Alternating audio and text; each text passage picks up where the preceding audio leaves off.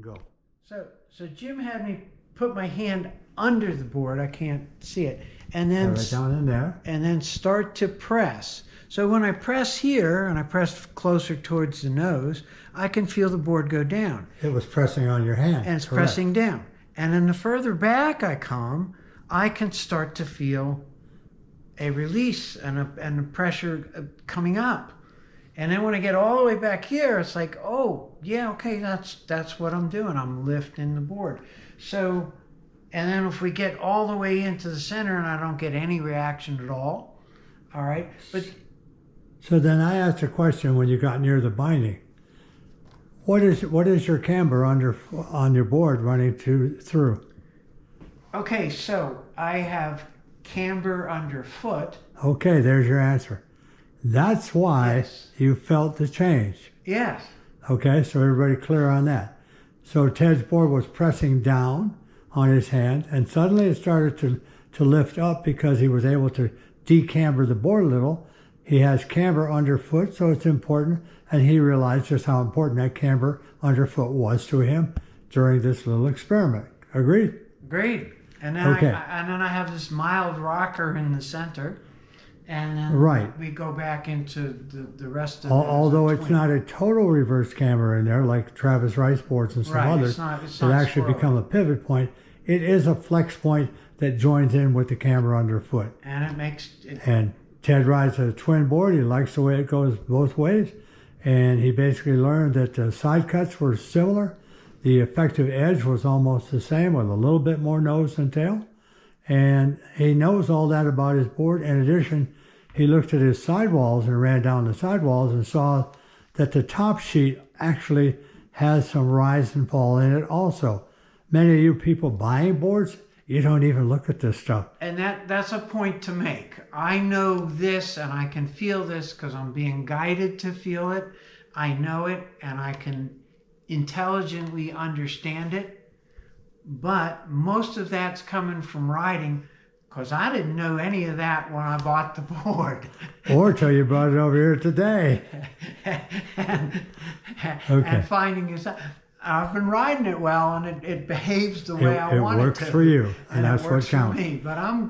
But now, Interesting going stuff forward, to find out. you may be looking for a replacement board that has similar Yeah, characteristics. yeah, and then I might go looking for different stuff. We're back. As you guys can see, this is a Jones Stratus. It's a 164 wide, and that's important to me because, hey, when you got a size 11 foot and go on up, your width at the center of the board, for me, has to be 26 plus, 26 and a half, 26.4, 26.7. I need that because of my size 12 foot going across at reference or in that area. Otherwise, I end up with too much heel or too much toe overhang. And because I don't have a channel, I depend a lot on the bindings to have these little finicky little adjustments, and they don't all have them. So balancing that square foot across there and getting it to fit in is highly important. So Ted did the same test with this board at the nose, and he's got his hands under. So he slides his hand back till he starts to feel release, pushing down on the board with the palm. And keep sliding the hand back. Tell me when you got to the point where... That's about right there. Right there. So within about 8 inches of the nose, Ted started to feel pressure being released. Yeah, it comes up. Yep. And then back here, And even more.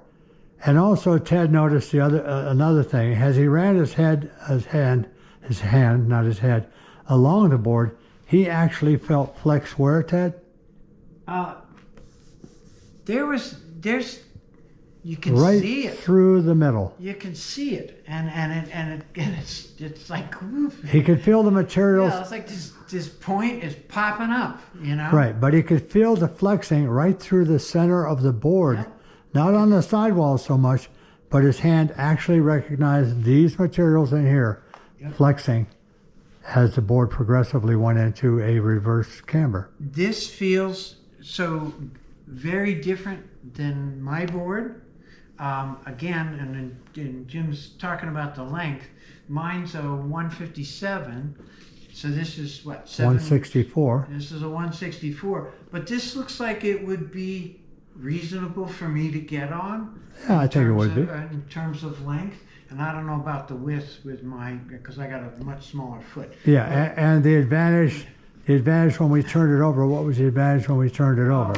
This was so neat. The idea that this actually has a spoon shape. They call it a spoon. It's called a spoon nose. Yeah, a spoon nose, and that makes it flare out like that, so that whole, and then you drop into your edges. So you can see how this is gonna help big time in powder. Right. So what you're looking at is something that's not going to be as catchy, but should carve, should ride, should float a little bit in powder, and do everything it wants to do. So I bought this board in hopes that it was kind of a one board quiver, and I bought it as long as I could get it, which was a 164. And I encouraged him to buy it because I'm going to borrow it and see how it runs. Anyhow, we hope this was a learning experience for you guys. It was for us too. And again, you can see, even though I watch the other channels, and Lars is extremely knowledgeable and takes through so many corners and little pieces of board characteristics that a lot of you don't consider when you go to buy. And then we search it just a little bit further because of his guidance to get that far. And we hope this is all helpful to you guys, and stay with us and shred ahead. So